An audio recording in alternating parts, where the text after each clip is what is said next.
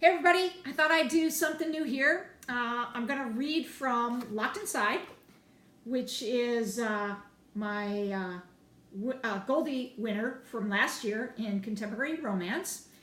And I'll just read the first scene and hopefully that entices you enough to consider buying it. Here we go. Fall 2008. Awareness came slowly to me as the blanket of fog, smothering intelligence, rolled back. I imagined an intricate spider web in my head, tangled with fine silk strands. Wonder Woman was slicing through them like an adventurer hacking through a jungle. I was still confused about where I was when I heard giggling. At first I thought my sisters were invading my sacred space. "Shh, come in here and tell me every little detail," a girl's voice said. "I don't think we should be in here, Tammy. We're supposed to be doing our volunteer hours, not screwing around in a residence room," a different voice huffed. I opened my eyes, and a fuzzy picture began to emerge. Two strange teenage girls were huddled in the corner of a foreign room with sterile white walls. I wasn't in my bedroom at home, and I began to panic. It's probably hard for people to truly appreciate the terror that I experienced at this particular moment in my life. I had no idea where I was, who these strangers were, or what had happened to me. I would later discover that I'd lost 6 years of my life hovering in a semi-comatose state. They never did figure out the origin of the illness or why I went into the coma, and by the time I showed any awareness, 6 years had passed and my family had accepted the original prognosis that I would never recover. The tall, skinny one with red hair shrugged. "Don't be such a tight ass, Carly." She pointed in my direction and giggled. "She'll never tell." "That's just mean." "What? She's a vegetable. But right now she's kind of creeping me out. Look, her eyes are open. It's almost like she's listening to every word we say," the redhead blurted out. The other one looked at me and frowned.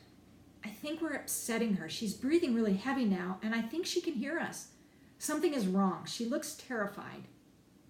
I was trying to move my head, my arms, my legs, anything, but none of my body parts would cooperate with me. I felt my breathing quicken, and I desperately wanted to communicate with them. I wanted to know where I was and why I couldn't talk anymore. "She does look kind of agitated, Carly. Maybe we should get your mom." They left the room and I tried to move my head. I managed to move it a couple of inches as I took in my surroundings. I was able to shift my eyes from side to side as I noticed a TV mounted high on the wall in the center of the room and a single bed with a simple nightstand on my right. It looked like a typical hospital room, but I wasn't positive. In my mind, I was still 10 years old and my parents were nowhere to be found. I wanted my mom. I wanted reassurance that everything would be okay. I heard the click, click, click of heels on the linoleum floor and watched as an attractive dark-haired woman entered the room. She had a stethoscope draped around her neck, and one of the teenagers followed her into the room. They had similar features, and I wondered if she was the mom the redhead referred to earlier. "I'm sorry, Mom. Tammy dragged me in here. I didn't mean to upset the patient, but she looked like she was trying to say something. Her breathing got kind of fast, like she was having a panic attack or something," the young woman confessed. Well, that answered that mystery for me. The beautiful girl must have been the one the redhead, Tammy, called Carly. As each minute passed, I was becoming more aware of my surroundings, and I was working to remember little details, like the names of the young girls. "Carly, it's not like you to get sucked into Tammy's harebrained ideas. I taught you better than that. Belinda is a very special case, but I don't think she actually heard you or that you upset her in any way. She's been completely unresponsive for nearly 6 years. Unfortunately, her illness caused severe brain damage." "I know she reacted to something," Carly insisted.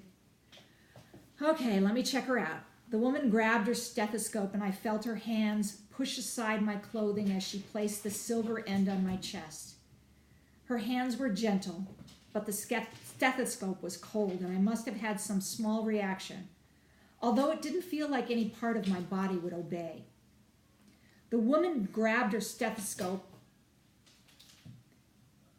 and I felt her hands, oh, sorry, just read that. I'm sorry, Belinda. Did you feel that, she asked.